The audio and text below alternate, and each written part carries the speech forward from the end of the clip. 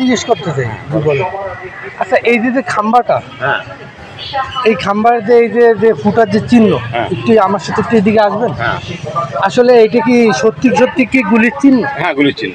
হ্যাঁ, হ্যাঁ, এই যে এই খাম্বাটা আমি ছোটবেলা থেকে শুনছি যে এইখানে নাকি এই যে ওই নদী থেকে নাকি টার্গেট করে এদিকে গুলি করছিল এবং সেই গুলি নাকি এই খাম্বায় এসে লাগছে।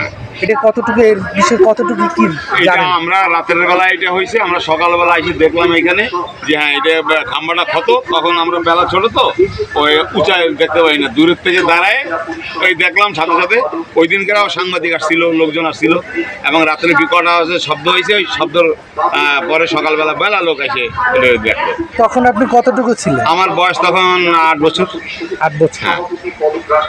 তা এই খাম্বাটা কি এখানে কি স্মৃতি হিসেবে কি রেখে দিয়ে? হ্যাঁ, আমরা অনুরোধ করে এটা স্মৃতি হিসাবে রেখে দিচ্ছি, স্বাধীনতার একটা চিহ্ন তাই।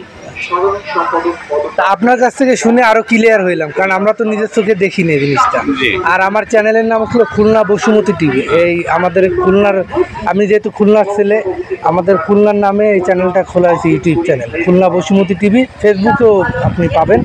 আমি এই ভিডিওটা, ধন্যবাদ। আমাকে স্বাধীনতার একটা স্মরণীয় ঘটনা, এটা আপনারা যদি চ্যানেলে দেখায় আমরাও খুশি হব এবং অনেকে জানবে। আর আমাদের প্রজন্ম তারা তো জানে না আসলে কী হয়েছে। আমরা এটা রাত্রে শব্দ পেয়ে রাত্রে আর আসতে পারিনি, সকালবেলা এসে আমরা সবাই দেখলাম, অনেক লোকজন ভিড় ছিল এখানে। তা অনেক ধন্যবাদ, আপনার একটা ইন্টারভিউ নিয়ে আছে। ধন্যবাদ।